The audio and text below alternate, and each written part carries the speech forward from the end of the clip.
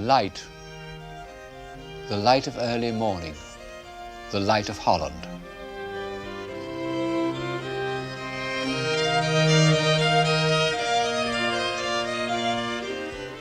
It spreads over the flat fields, it's reflected in the canals, and it picks out distant towers and spires. This was the inspiration of the first great school of landscape, one might almost say skyscape painting.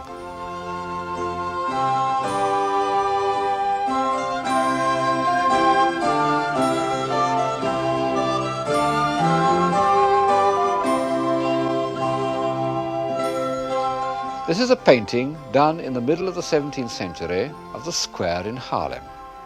You can see it's an old painting because of the clothes the people are wearing, but I can walk into this picture, or rather, into the square.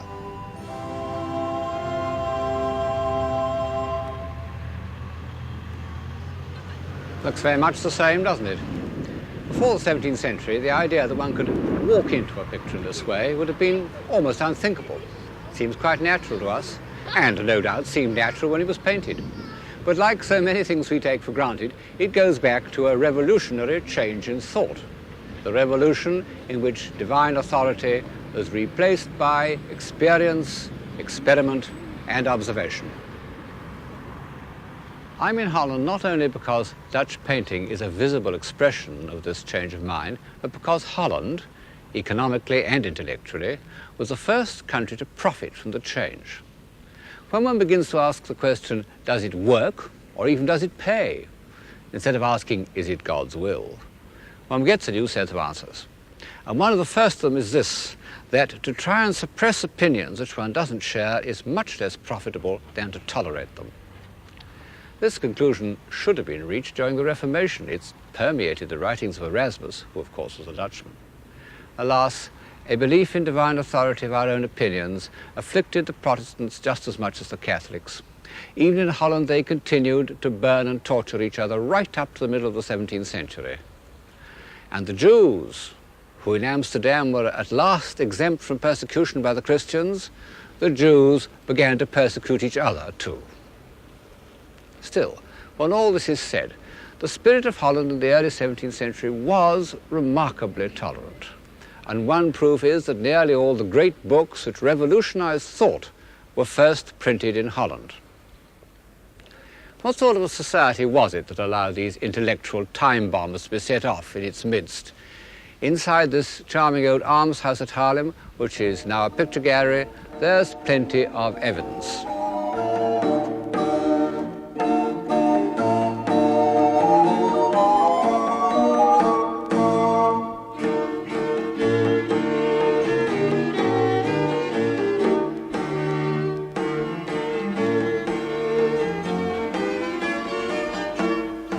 We know more about what the 17th century Dutch looked like than we do about any other society, except perhaps the first century Romans. Each individual wanted posterity to see exactly what he was like, even if he was a member of a corporate group.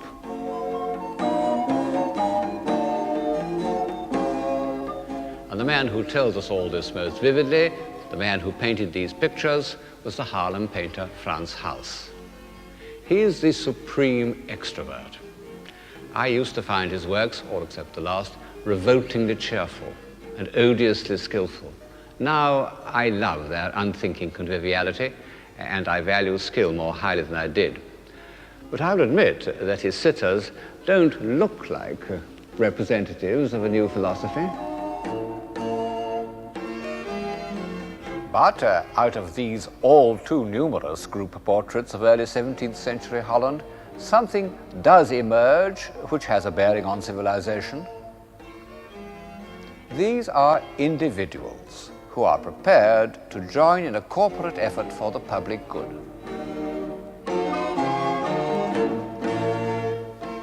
One can't imagine groups like this being painted in 17th century Italy, even in Venice.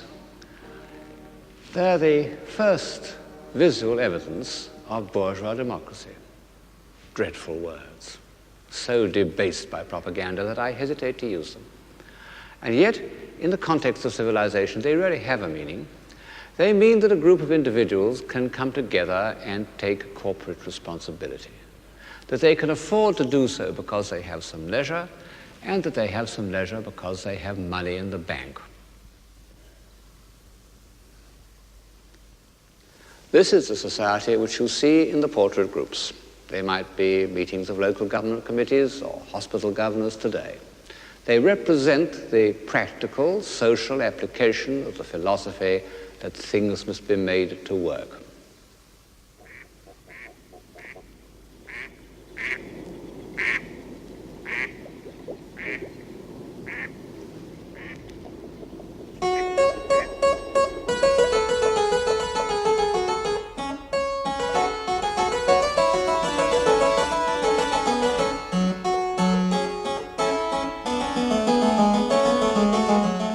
Amsterdam was the first centre of bourgeois capitalism. It had become, since the decline of Antwerp, the great international port of the north and the chief banking centre of Europe. Drifting through its leafy canals, lined with admirable houses, one may speculate on the economic system that produced this dignified, comfortable, harmonious architecture.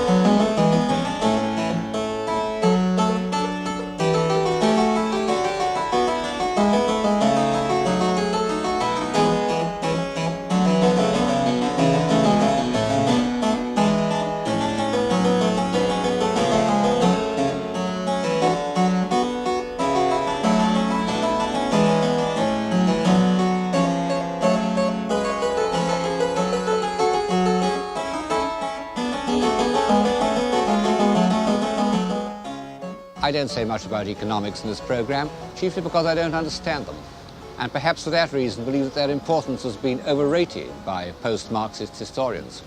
But, of course, there's no doubt that at a certain stage in social development, fluid capital is one of the chief causes of civilization, because it ensures three essential ingredients: leisure, movement, and independence.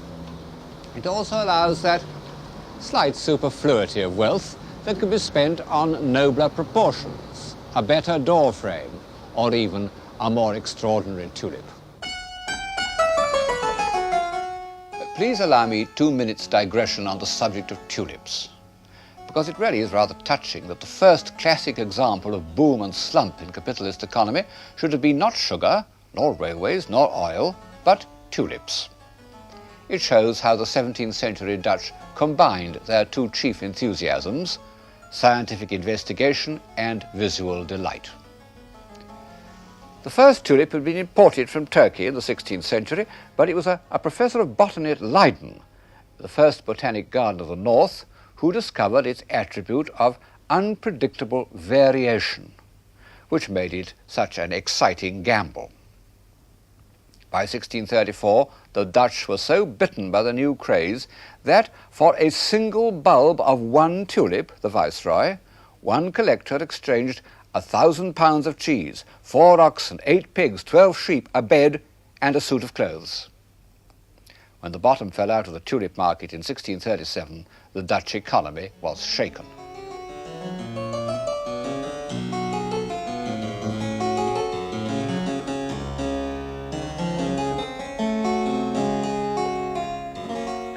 However, it survived for over 30 years and produced superfluities of the most seductive kind.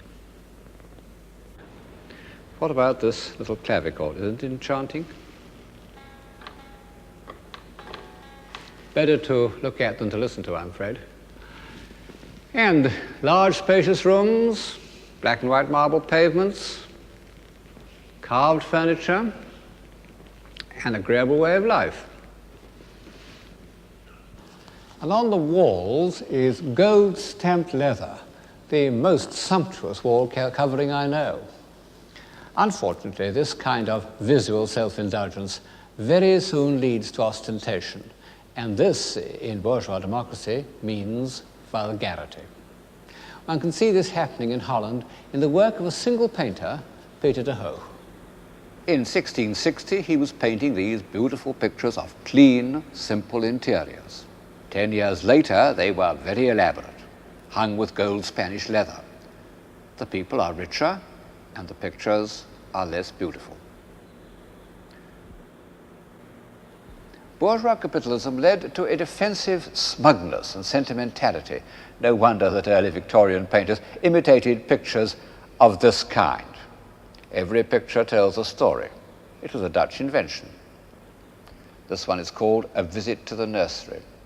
In addition to trivial anecdotes, the philosophy of observation involved a demand for realism in the most literal sense. In the early 19th century, Paul Potter's Bull was one of the most famous pictures in Holland. It's one of the first pictures that Napoleon wanted to steal for the Louvre. It's fallen out of favor now, but I must say I do find it absolutely fascinating. There are many ways of achieving reality, and this simple-hearted, laborious way that Potter has followed does seem to me to achieve something which couldn't be done in any other way. Isn't that fleecy neck of the sheep extraordinary? And look at those wild flowers. Above all, look at the cow's eye. The intensity with which Potter has looked at its forehead, at its strong hair and wet nose, is obsessive, what we've come to call surrealist. Of course, it's a young man's picture. It has the intensity of the early pre-Raphaelites, and indeed there is something almost nightmarish in the way that the young bull dominates the beautifully painted landscape in the distance.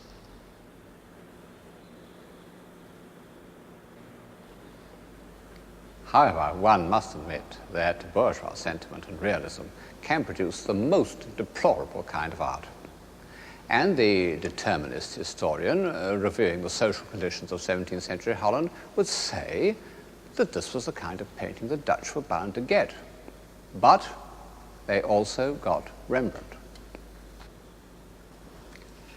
Rembrandt was a great poet of that need for truth and that appeal to experience which had begun with the Reformation, had produced the first translations of the Bible, but had had to wait almost a century for visible expression. At first, truth meant realism. Behind me is his earliest self-portrait. Yes, that is the same man that you saw just now.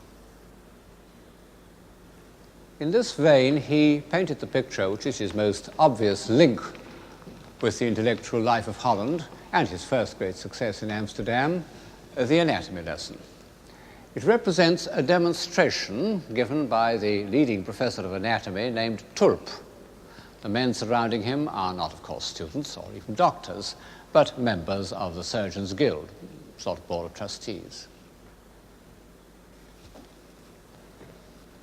Vesalius, the first great modern anatomist, had been a Dutchman, and Tulp liked to be called Vesalius reborn. I fancy he was a bit of a quack. He recommended his patients to drink 50 cups of tea a day. However, he was very successful. His son became an English baronet. But it wasn't in such external and quasi-official ways that Rembrandt associated himself with the intellectual life of his time, but by his illustrations to the Bible. An example is this picture of Bathsheba pondering the contents of David's letter. We may think that we admire it as pure painting, and in fact it is a masterly piece of design. But in the end, we return to the head, where Bathsheba's thoughts and feelings are rendered with an insight and a human sympathy which a great novelist could scarcely achieve in many pages. From the first, Rembrandt wanted to record his experience of how human beings reveal their emotions. And as his art grew deeper, he succeeded in doing so with ever greater subtlety. To my mind, one of the most moving examples is the picture known as the Jewish Bride. Nobody knows what its real title should be, but the subject that Rembrandt had in mind is evident. It is a picture of grown-up love, a marvelous amalgam of richness, tenderness, and trust. The richness expressed in the painting of the sleeves, the tenderness in the placing of the hands, the trust in the expression of the heads. Marvelous as Rembrandt's paintings are, I find more of his thoughts on human life, certainly his deepest and most intimate thoughts, in his drawings and etchings. His etchings are the fullest communication any artist has made since Dürer's engravings. And as with Dürer, Rembrandt has put as much into them as into any of his paintings. This is one of the most famous and elaborate of them, Christ healing the sick. And what a marvelous and completely original conception it is. Suffering humanity, poor people coming out of the shades like the prisoners in Fidelio, lugging their sick on wheelbarrows and biers into the light of Christ's divinity. And on the left, these prosperous people, wondering, doubting, criticizing. How extraordinary that this great Tolstoyan picture of human life was done in the time of Richelieu and the beginning of Versailles. One can't talk about Rembrandt without describing the human and, if you like, the literary element in his work. His mind was steeped in the Bible. He knew every story by heart, down to the minutest detail. This is one of his favorite stories, The Prodigal Son. Just as the early translators felt that they had to learn Hebrew so that no fragment of the truth should escape them, so Rembrandt made friends with the Jews in Amsterdam and frequented their synagogues in case he could learn something that would shed more light on the early history of the Jewish people. But in the end, the evidence he used for interpreting the Bible was the life he saw around him.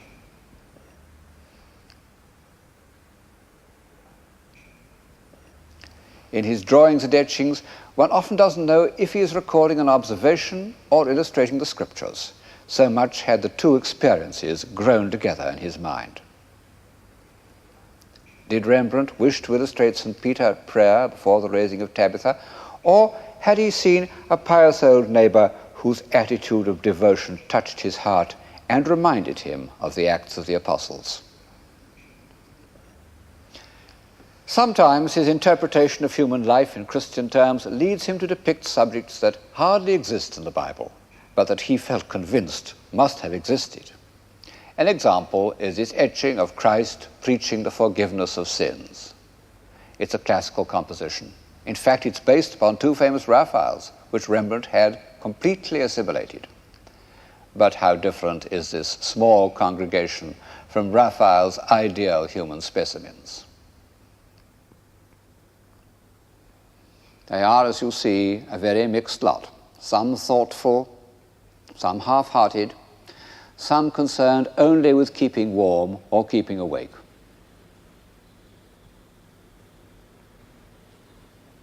And the child in the foreground, to whom the doctrine of the remission of sins is of no interest, is concentrating upon drawing in the dust.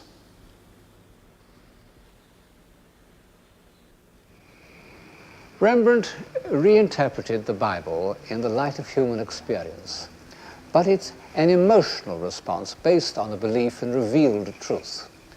The greatest of his contemporaries were looking for a different kind of truth, a truth that could be established by intellectual, not emotional means. This could be done either by the accumulation of observed evidence or by mathematics. And of the two, mathematics seemed to offer to the men of the 17th century the more attractive solution. In fact, mathematics became a kind of religion to the finest minds of the time, the means of expressing a belief that experience could be married with reason. The guiding spirit of this new religion was the French philosopher Descartes. He's become a symbol of the pure intellect, but I find him a sympathetic figure. He started life as a soldier, he wrote a book on fencing, but he soon discovered that all he wanted to do was think. Very, very rare. and most unpopular. Some friends came to call on him at 11 o'clock in the morning and found him in bed. They said, "What are you doing?" He replied, "Thinking." They were furious. To escape interference, he went to live in Holland. He said that the people of Amsterdam were so much occupied with making money that they would leave him alone. However, he continued to be the victim of interruptions, and so he moved about from place to place. Altogether, he moved house in Holland 24 times. In the end, he was run to earth by that tiresome woman, Queen Christina of Sweden, who carried him off to Stockholm to give her lessons in the new philosophy. She made him get out of bed early in the morning, and as a result he caught a cold and died. But earlier in Holland, at some point, he evidently lived near Haarlem, where he was painted by Frans Hals.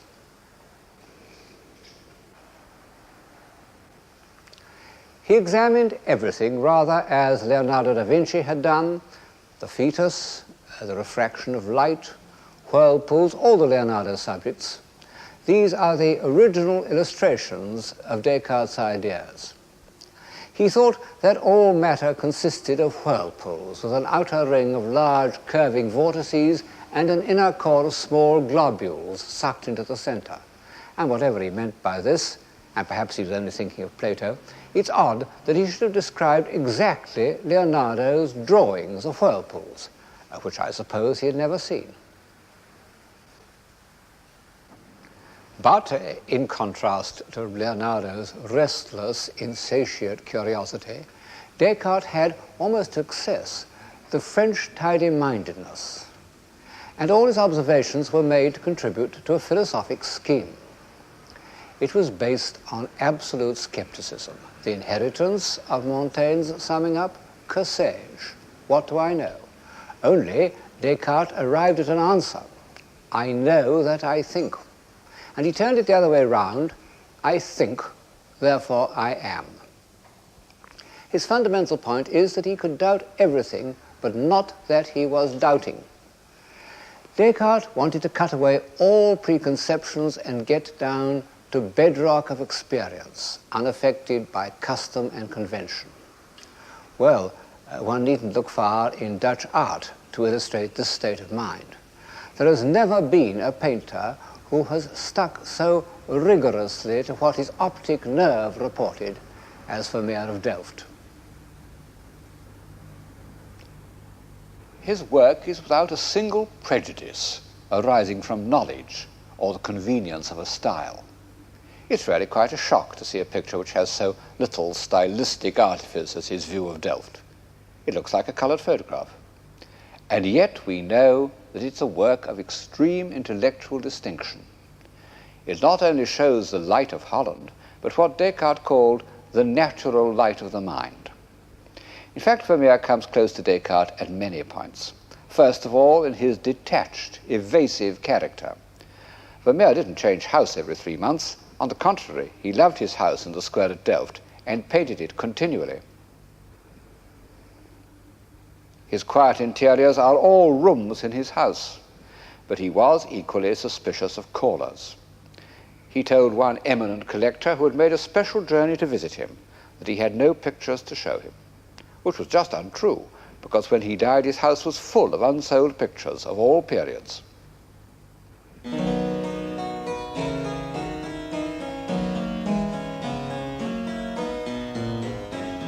All that he wanted was tranquility in order to enjoy fine discrimination.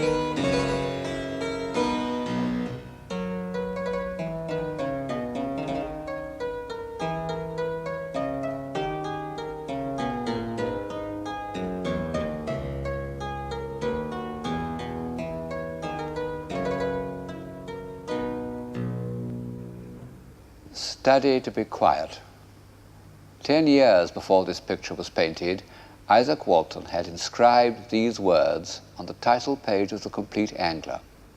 And in the same period, two religious sects had come into being, Quietism and the Quakers. As far as I know, the first painter to feel Descartes' need to tidy up sensations by the use of reason was Peter Sanderdam, the scrupulous master of church interiors. He did drawings from nature in the 1630s and often kept them for 10 or 15 years until he could give them the stillness and finality which make them ideal meeting places for the society of friends. The precision with which he places each accent, those dark heads, for example, reminds one of Seurat.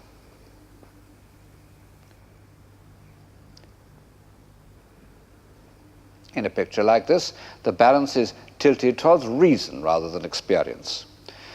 Vermeer manages to preserve an air of complete naturalism.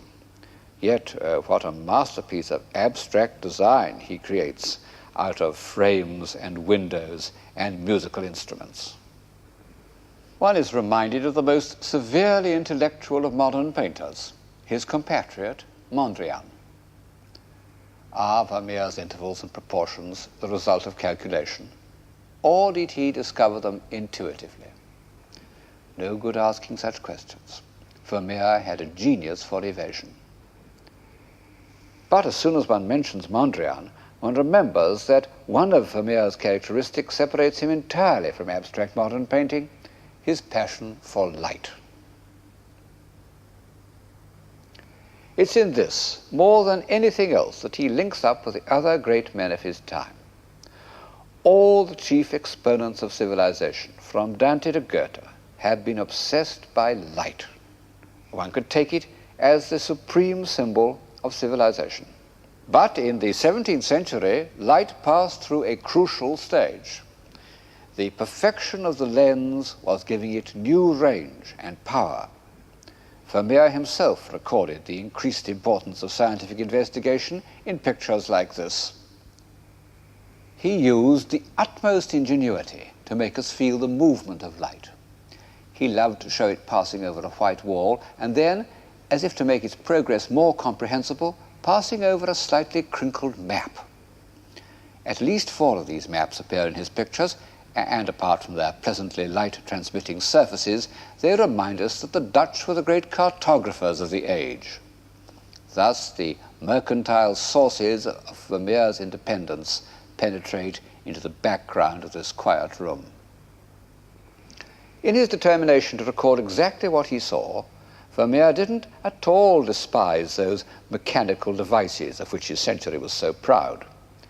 The man seated at table talking to a laughing girl, it's a fairly early picture. Later on, Vermeer's figures wouldn't have broken the stillness with extrovert laughter. This man has the exaggerated proportions that one sees in photography.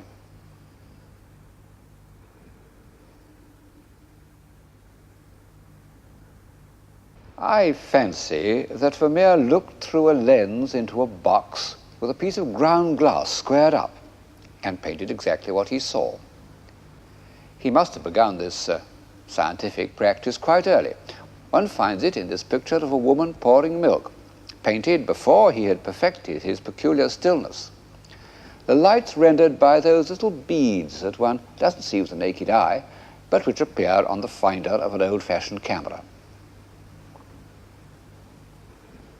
And yet this scientific approach to experience ends in poetry. And I suppose that this is due to an almost mystical rapture in the perception of light. The enlightened tidiness of De Hooch and Vermeer and the rich imaginative experience of Rembrandt reached their zenith about the year 1660. And in that year, on the night of May the 30th, Charles II of England dined in the Mauritshuis, and the next day he embarked from the Dutch beach at Scheveningen to regain his kingdom. And thus ended the isolation and austerity which had afflicted England under Cromwell for almost 15 years. And as so often happens, a new freedom of movement led to an outburst of pent-up energy.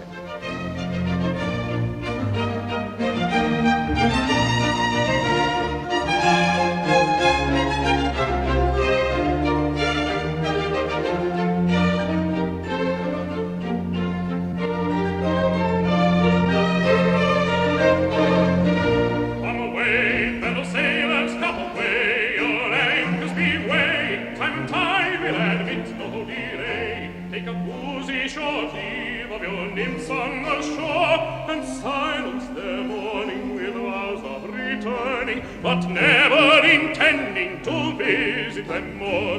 No, never intending to visit them more. No, never intending to visit them more. Come away, camel sailors, camel sailors, camel sailors, come away. Your anchors be weighed, try to guide them, it's no delay. Take a boozy short leave of your nymphs on the shore, and silence their mourning with vows of returning, but never intending to visit them more.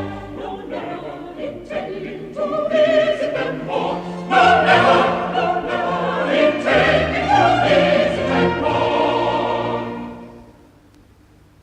There are usually men of genius waiting for these moments of expansion, like ships waiting for a breeze. And on this occasion there was in England the brilliant group of natural philosophers who were to form the Royal Society. Christopher Wren, the young geometer who at that date was a professor of astronomy. Robert Boyle, who used always to be described as the son of the Earl of Cork and the father of chemistry. Halley, the discoverer of comets. And towering above all these remarkable scientists was Newton, one of the 3 or 4 Englishmen whose fame has transcended all national boundaries.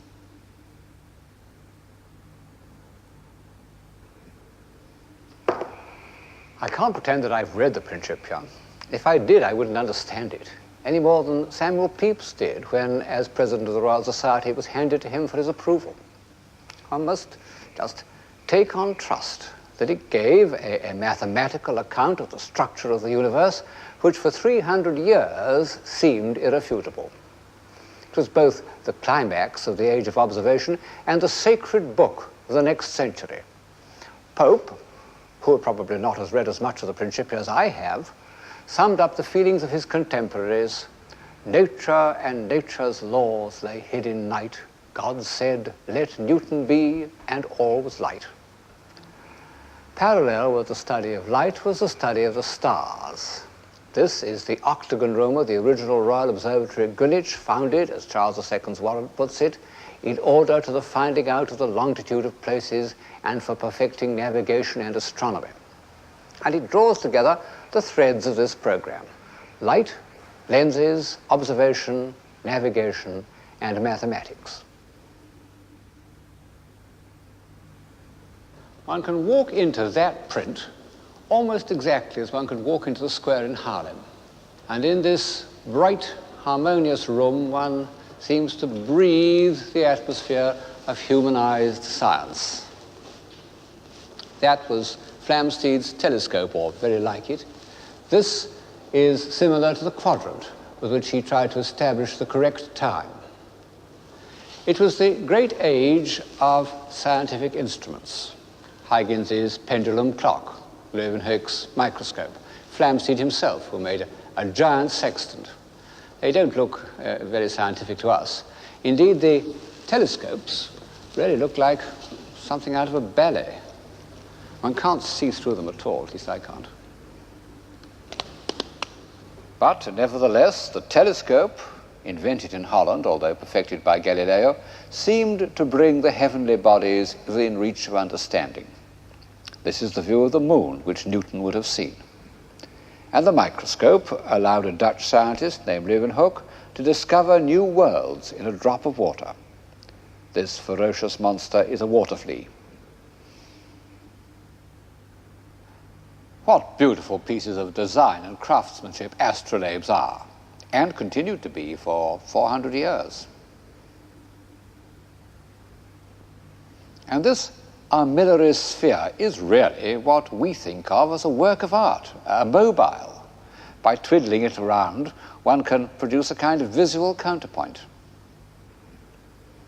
Even this equinoctial dial shows the impress of human personality, what you can call a style. And what about this diptych dial? Oh, one can't imagine a prettier bibelot, and yet it was genuinely scientific, I suppose. Art and science haven't yet drawn apart. And these instruments are not only means to an end, but symbols. Symbols of hope that man might learn to master his environment and create a more reasonable society. And such they remained until the end of the 19th century. When Tennyson was told that a Brahmin had destroyed a microscope because it revealed secrets that man should not know, he was profoundly shocked.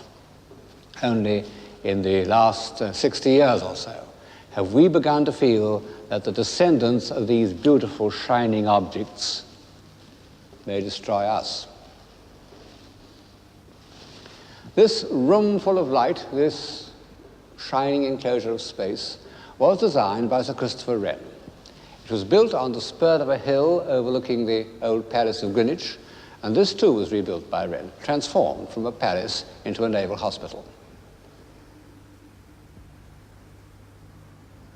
How much of what we see is from his design, it's hard to say. By the time the buildings were going up, he was prepared to leave their execution to his two very able assistants at the Board of Works, Sir John Vanbrugh and Nicholas Hawksmoor. But he certainly provided the plan. And the result is the greatest architectural unit built in England since the Middle Ages.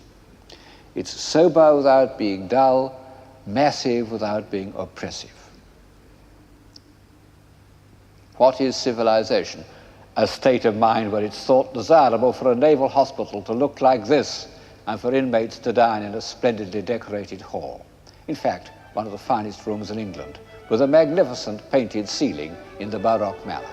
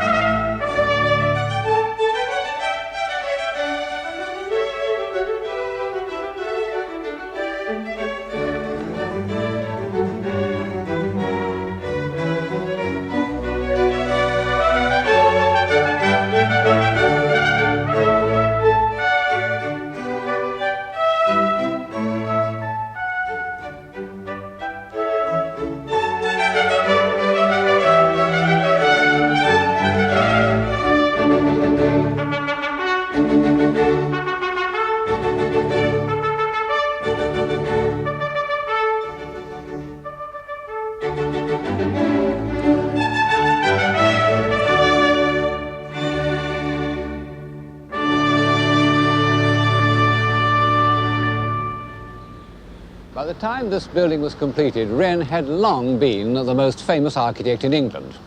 But as a young man, people had thought of him only as a mathematician and an astronomer. And why, at the age of 30, he took up architecture isn't altogether clear. I suppose he wanted to give visible form to his solutions, mechanical and geometrical solutions. But of course he had to learn the rudiments of style, and so he bought some books and he went to France and drew the buildings and met the leading architects. He even met Bernini, who was in Paris at the time, and he saw Bernini's drawing for the Louvre. I would have given my skin for it, he said, but the reserved old Italian gave me but a view. On his return, he was consulted as an engineer about Old St. Paul's, which was in danger of collapsing. He proposed replacing the tower by a dome, but before this very questionable project could be considered, the fire of London broke out, 1666. It ended on September the 5th, and 6 days later, Wren submitted a plan for rebuilding the city. And only then was the ingenious Dr. Wren fully committed to architecture. Ingenious is the word for the results that followed, the 30 new city churches. Each is the solution of a different problem, and Wren's powers of invention never failed. But when he came to the crown and center of the whole scheme, the new St. Paul's, then he revealed something more than ingenuity.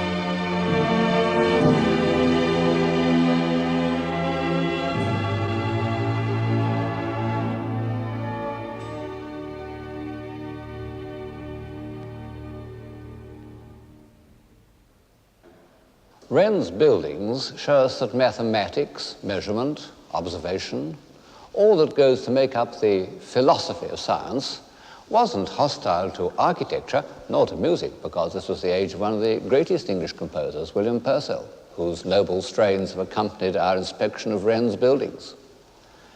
But what was the effect of the scientific attitude on poetry? Well, at first, I think it was harmless, even beneficial. When Vaughan wrote, "I saw eternity the other night, like a great ring of pure and endless light, all calm as it was bright," he was giving poetic expression to the same impulse that induced Flamsteed to look through his telescope. I don't suppose that all the members of the Royal Society were completely hostile to the imagination. After all, most of them remained professing Christians. In fact, Newton spent, we would say wasted, a lot of his time on biblical studies. And they continued to use a celestial globe in which the constellations were grouped in the form of men and animals. They continued to accept the kind of personifications that one gets on the ceiling of the painted hall, on which gods and goddesses associate with Flamsteed, the Astronomer Royal.